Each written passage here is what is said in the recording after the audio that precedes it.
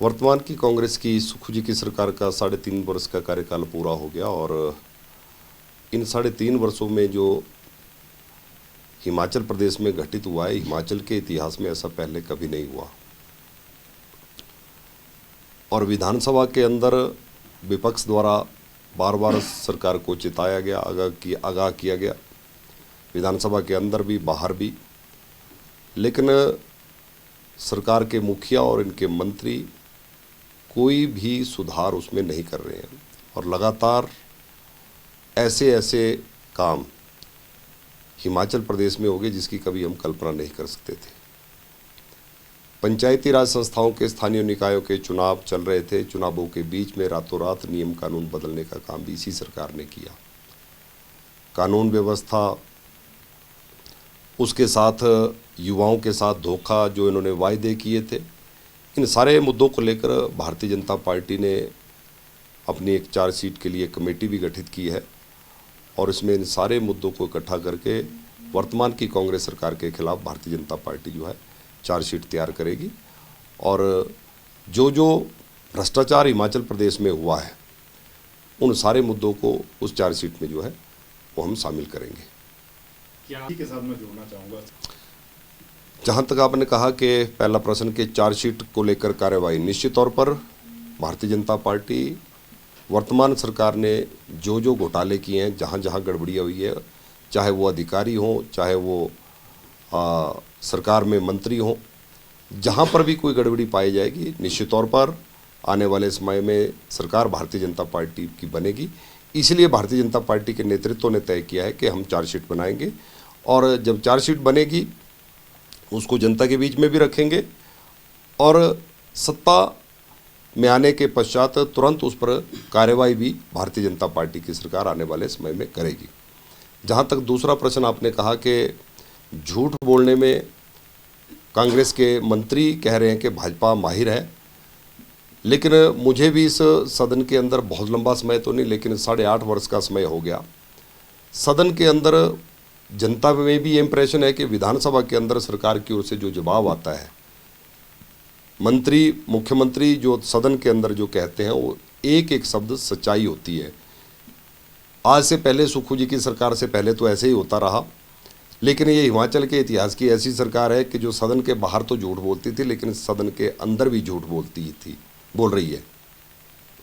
और जिस कारण से आज आम जनमानस का विश्वास जो है वर्तमान की सरकार से उठ गया है। और मैं तो ये कहूँगा कि एक मेडल तो इस सरकार के लिए झूठ बोलने के लिए कम पड़ जाएगा। इनको तो हर मंत्री को, मुख्यमंत्री जी को और इनके नेताओं को अलग अलग से जो है गोल्ड मेडल जो है इनको दिए जाने चाहिए। मुख्यमंत्री जी ने जिसके लिए उनको चुनकर प्रदेश की जनता ने जो जिम्मेवारी दी थी उस जिम्मेवारी का निर्वहन तो नहीं कर पाए, लेकिन आजकल मुख्यमंत्री जी ज्योतिषी बन गए हैं और ज्योतिषी बनकर नए नए बातें आजकल कह रहे हैं। कभी कहते हैं कि हमारी सरकार आएगी, कभी कहते हैं भाजपा के 16 विधायक जीतेंगे, कभी कहते हैं कि अगर सरकार बन गई तो भाजपा का मुख्यमंत्री ये नहीं बनेगा। तो इस प्रकार से जो मुख्यमंत्री जी के बयान आ रहे हैं उससे ये साबित होता है कि वो बौखलाए हुए हैं। और 3.5 वर्ष का कार्यकाल इसे भी आंका जा सकता है। मैं पंचायती राज के चुनावों को नहीं कहूँगा, मैं जिला परिषद, पंचायत, बीडीसी को नहीं कहूँगा, लेकिन नगर निगम का चुनाव सिंबल पर हुआ। 4 नगर निगम, मंडी, पालमपुर, धर्मशाला, सोलन, चारों जगह कमल का फूल और हाथ था। 3 नगर निगम मेयर, डिप्टी मेयर जो है वो भारतीय जनता पार्टी ने बनाई। ये इस बात का संकेत है कि हिमाचल से कांग्रेस का सुपड़ा साफ होगा और आने वाले समय में हिमाचल के इतिहास की सबसे बड़े बहुमत के साथ जो है भारतीय जनता पार्टी की सरकार बनेगी। कांग्रेस हमेशा सनातन विरोधी रही है। हिमाचल प्रदेश के मुख्यमंत्री जी ने सत्ता संभालते ही कहा था कि मैं उस प्रदेश से हिंदू विचारधारा वाली पार्टी को हरा कर आया हूँ जहाँ 95% हिंदू जिस प्रदेश में रहते हैं। ये इस बात का प्रमाण है कि कांग्रेस पार्टी हमेशा सनातन की विरोधी रही है। और भगवान श्री राम जी की जन्मस्थली अयोध्या में मंदिर का निर्माण हो, इसको लेकर पिछले 500 वर्षों से ज़्यादा समय से हिंदू समाज जो है वो संघर्ष कर रहा था। 500 वर्षों के बाद वो अवसर आया कि वहाँ पर भव्य राम मंदिर का निर्माण हुआ। कांग्रेस पार्टी उस मंदिर निर्माण के विरोध में हमेशा थी और आज भी है। अगर कहीं पर चंदे को लेकर कोई घोटाला हुआ है तो वहाँ की सरकार ने एसआईटी गठित की है, दोषियों पर कड़ी से कड़ी कार्रवाई हो। लेकिन कांग्रेस उस मुद्दे को लेकर भारतीय जनता पार्टी को बीच में घसीट रही है, जिसमें भाजपा का कोई लेना देना नहीं। सरकार भारतीय जनता पार्टी की है, योगी जी वहाँ पर मुख्यमंत्री हैं। योगी जी ने तुरंत कहा है कि जो भी इसमें दोषी पाया जाएगा उसके खिलाफ निश्चित तौर पर कार्रवाई होगी।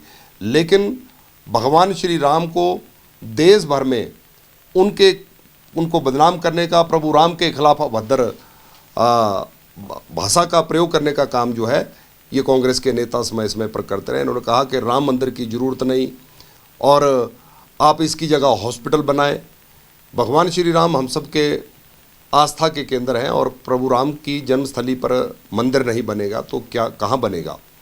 और आज कांग्रेस के लोग इस मुद्दे को भारतीय जनता पार्टी के साथ जोड़ने का प्रयास कर रहे हैं। लेकिन देश की जनता, उत्तर प्रदेश की जनता सब जानती है कि इस 500 वर्ष से लंबे संघर्ष में हिंदू समाज ने राम मंदिर के निर्माण के लिए काम किया है और आज भव्य राम मंदिर बनकर तैयार हुआ है और हमारी आस्था का केंद्र प्रभु राम है। लेकिन अगर कहीं इस प्रकार की गड़बड़ी हुई है तो निश्चित तौर पर दोषियों के खिलाफ कार्रवाई होनी चाहिए और वो कार्रवाई, मुझे पूरा विश्वास है कि कार्रवाई वहाँ पर होगी। मुझे लगता है कि जहाँ भी कहीं ऐसा आंदोलन हो, आंदोलन की बजाय सरकार के पास अपना पक्ष रखें, चाहे वो छात्र आंदोलन हो, चाहे कहीं पर कोई और भी आंदोलन हो। लेकिन विक्रमादित्य जी भी देश में कहीं पर भी इस प्रकार की घटना होती है तो वो सोशल मीडिया में कुछ ना कुछ लिखने में हमेशा माहिर रहे हैं। लेकिन हिमाचल प्रदेश में क्या घटित हो रहा है, जहाँ पर वो मंत्री हैं, उसकी उनको चिंता नहीं। आपने हिमाचल के हर वर्ग को ठगने का प्रयास किया, हिमाचल की जनता के साथ विश्वासघात किया और उस पर बोलने की बजाय आप देश के अन्य प्रांतों में या देश के अन्य मुद्दों को लेकर हमेशा कुछ ना कुछ कहते रहते हैं। लेकिन हिमाचल प्रदेश में जो आपने गारंटियाँ दी थी, जो जनता से चुनावों में वायदे किए थे, जिसके कारण आप सत्ता में आए, उस पर कहने से आप गुरेज करते हैं।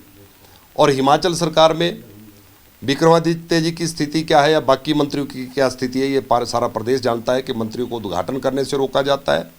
यही विक्रमादित्य जी जिन्होंने, उनकी माता जी सांसद थी, उनके साथ जाकर ये पीडब्ल्यूडी मिनिस्टर हैं, इन्होंने एक प्रधानमंत्री ग्राम सड़क योजना का उद्घाटन किया। उस उद्घाटन के बाद एक्शन की वहाँ पर एक्सप्लेनेशन हुई और इस प्रकार से हिमाचल की सरकार में चल रहा है। मुझे लगता है कि विक्रमादित्य जी अपनी सरकार के बारे में कुछ कहें तो ज़्यादा बेहतर होगा। सर, लेकिन बात यही इसमें कुछ असलियत नहीं है। हिमाचल के युवाओं के साथ जिस प्रकार से धोखा वर्तमान की हिमाचल की कांग्रेस की सरकार ने किया है, इसका प्रमाण सरकार के वरिष्ठ मंत्री जी अपनी जनसभा में कह रहे हैं कि मैंने 700 लोगों को बैकडोर एंट्री से उनको नौकरियां दी अपने विधानसभा क्षेत्र में। मुख्यमंत्री जी का बस चलेगा तो वो अपने विधानसभा क्षेत्र का प्रदेश में किसी भी कोने में हो, चाहे लाहौल स्पीति हो, चाहे कुल्लू हो, चाहे मंडी, वहाँ पर नौकरी देने का प्रयास कर रहे हैं। उद्योग मंत्री जी कह रहे हैं मैंने 700 लोगों को प्रदेश में अलग अलग जगह जो है आउटसोर्स पर नौकरी दे दी। कहीं शिमला के कुछ लोगों को आउटसोर्स पर कांगड़ा में भर्ती किया जा रहा है, लेकिन मेरिट को इग्नोर किया जा रहा है। हमारा मानना यह है कि आपने हिमाचल प्रदेश के युवाओं से वायदा किया था कि हम सत्ता में आएंगे तो 1 साल में 1 लाख सरकारी नौकरी, 58 साल की नौकरी, पक्की नौकरी देंगे। लेकिन वो पक्की नौकरी तो देना दूर की बात, लेकिन मेरिट को इग्नोर करके बैकडोर एंट्री, अपने चहेतों की भर्तियां आप कर रहे हैं, जिससे हिमाचल प्रदेश के युवाओं में असंतोष है और युवा सड़कों पर है, बार बार सरकार से जवाब मांग रहा है, लेकिन सरकार के पास कोई जवाब नहीं है। आज सभी सरकार के मंत्री, मुख्यमंत्री जी के साथ में कहूँगा, मुख्यमंत्री जी भी उसमें शामिल हैं, अपनी अपनी सीट बचाने के लिए अब जुगाड़ करने का प्रयास कर रहे हैं कि हम अपने विधानसभा के कुछ क्षेत्र के लोगों को बैकडोर भर्ती करके उनको कहीं पर आउटसोर्स रोजगार दे सकें। इस काम में सारे मंत्री और मुख्यमंत्री जी लगे हैं। लेकिन हिमाचल प्रदेश के युवाओं के साथ वर्तमान की सरकार ने धोखा किया है और मेरिट को इग्नोर किया है। पारदर्शिता नौकरियों में कहीं नहीं है, जिसके कारण हिमाचल के युवाओं में असंतोष है। इससे कितना मुख्यमंत्री जी अपनी पार्टी की चिंता करें, अपनी सरकार की चिंता करें। जिस प्रकार से उनकी पार्टी में चला हुआ है, जिस प्रकार से सरकार में चला हुआ है, भाजपा की चिंता छोड़ दें। भारतीय जनता पार्टी का नेतृत्व भाजपा की चिंता कर रहा है, भाजपा के कार्यकर्ता भाजपा को मजबूत करने के लिए काम कर रहे हैं। ये वही कांग्रेस पार्टी है जिसके 6 विधायक 1.5 साल के कार्यकाल में मुख्यमंत्री जी से नाराज होकर अपनी पार्टी को छोड़ गए। आज वही मुख्यमंत्री भाजपा के ऊपर प्रश्न चिन्ह खड़ा कर रहे हैं। लेकिन कांग्रेस में ये कह सकता हूँ कि डूबता हुआ जहाज है। आज इस जहाज में कोई नहीं बैठना चाहता और सब लोग इसी जहाज से, डूबते हुए जहाज से छलांग लगा रहे हैं।